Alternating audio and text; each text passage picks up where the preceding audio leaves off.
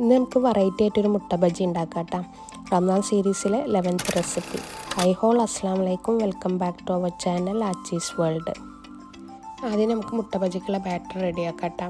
അതിനായിട്ട് ഞാനിവിടെ 1 കപ്പ് കടലമാവ്, 1/2 കപ്പ് അരിപ്പൊടി, ഇതിലേക്ക് 1/4 ടീസ്പൂൺ മുളകും പൊടി, 1/4 ടീസ്പൂൺ ഗരം മസാല, 1/4 ടീസ്പൂൺ മഞ്ഞൾപ്പൊടി, പിന്നെ ഇതിലേക്ക് ആവശ്യത്തിനുള്ള ഉപ്പും കൂടി ആഡ് ചെയ്തിട്ട് ആദ്യം 1/2 കപ്പ് വെള്ളം ഒഴിച്ചിട്ടാണ് ഞാൻ മിക്സ് ചെയ്തെടുക്കുന്നത് കേട്ടോ.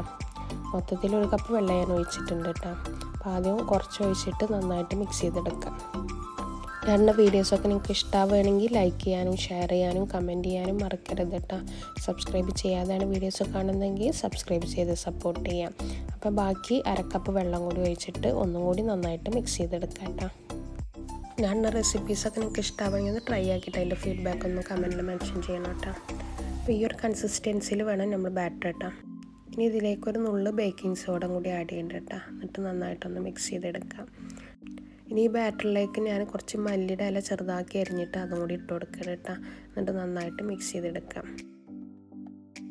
ഇനി നമുക്ക് മുട്ട ബജിക്കുള്ള ചമ്മന്തി റെഡിയാക്കണം കേട്ടോ. അതിനായിട്ട് ഞാൻ ഇവിടെ 1 കപ്പ് തേങ്ങയാണ് എടുത്തുള്ളത്. ഇതിലേക്ക് 1 പച്ചമുളക്, ഒരു ചെറിയ പീസ് ഇഞ്ചി, പിന്നെ ചമ്മന്തിക്ക് ആവശ്യത്തിനുള്ള ഉപ്പും കൂടി ഇട്ട് കൊടുക്കുക. പിന്നെ ഇതിലേക്ക് ഞാൻ 1/2 കപ്പ് മല്ലിയുടെ ഇല ചെറുതാക്കി അരിഞ്ഞിട്ട് അതും കൂടി ഇട്ട് കൊടുക്കുന്നുണ്ട് കേട്ടോ. ഇനി നമുക്ക് ഈ ചമ്മന്തി ഉണ്ടാക്കിയെടുക്കാം കേട്ടോ. മുട്ട ബജിക്കുള്ള ചമ്മന്തി റെഡി ആയിട്ടുണ്ട് കേട്ടോ. അധികം പേസ്റ്റാക്കി അരക്കേണ്ട, സാധാരണ നമ്മൾ ചമ്മന്തി ഉണ്ടാക്കുന്ന പോലെ അരച്ചെടുത്താൽ മതി കേട്ടോ.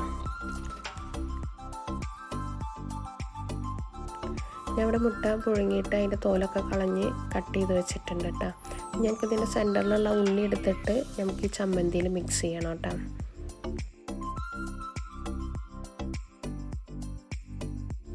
മുട്ട ബജി ഒരിക്കൽ ഇങ്ങനെ ഉണ്ടാക്കി കഴിഞ്ഞാൽ പിന്നെ നിങ്ങൾ ഇങ്ങനെ തന്നെ ഉണ്ടാക്കുള്ളൂ കേട്ടോ. അത്രയും ടേസ്റ്റുള്ളൊരു മുട്ട ബജിയാണത് കേട്ടോ. ഈ ചമ്മന്തി വേണമെങ്കിൽ ഒന്നുകൂടി സ്പൈസി ആക്കാം കേട്ടോ, മുളകിൻ്റെ എണ്ണയൊക്കെ കൂട്ടിയിട്ട്. പക്ഷേ ഇവിടെ നോർമലി ആരും അങ്ങനെ സ്പൈസി കഴിക്കണവരല്ല, നോർമൽ സ്പൈസിയേ കഴിക്കുള്ളൂ. പിന്നെ അതുകൊണ്ട് ഞാൻ 1 പച്ചമുളക് എടുത്തേട്ടാ.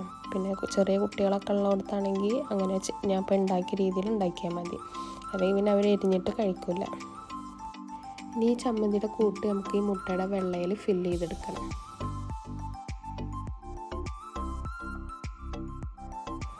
മുട്ടൊക്കെ ഇതുപോലെ ചമ്മന്തി ഫില്ല് ചെയ്തിട്ട് റെഡിയാക്കി വെച്ചിട്ടുണ്ട് കേട്ടോ. ഇനി നമുക്കിതൊന്ന് ഫ്രൈ ചെയ്തെടുക്കണം. അപ്പോൾ അതിനായിട്ടൊരു പാൻ വെച്ച് അതിലേക്ക് സൺഫ്ലവർ ഓയിലാണ് ഒഴിച്ചെടുക്കുന്നത് കേട്ടോ. എണ്ണ ചൂടായതിൻ്റെ ശേഷം ഓരോ മുട്ടയും ഈ ബാറ്ററിൽ ഡിപ്പ് ചെയ്തിട്ട് ഫ്രൈ ചെയ്തെടുക്കാം.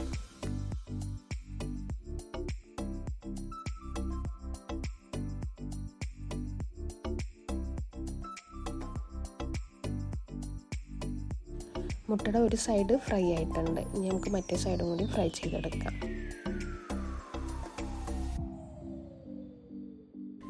മുട്ട ബജിയുടെ 2 സൈഡും ഫ്രൈ ആയിട്ടുണ്ട്. ഇനി നമുക്കിത് എണ്ണയിൽ നിന്ന് മാറ്റി വെക്കാം കേട്ടോ. അപ്പോൾ ബാക്കി മുട്ട ഇതേപോലെ തന്നെ ഫ്രൈ ചെയ്തെടുക്കാം കേട്ടോ.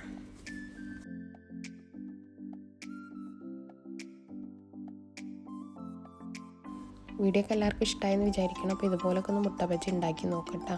അടിപൊളി ടേസ്റ്റാണ്. ഇന്നത്തെ വീഡിയോ ഇത്രേ ഉള്ളൂ. അടുത്ത ഇതുപോലത്തെ നല്ലൊരു വീഡിയോയുമായി വരുന്നവരെ ബൈ, അസ്സലാമു അലൈക്കും, take care, thanks for watching our videos.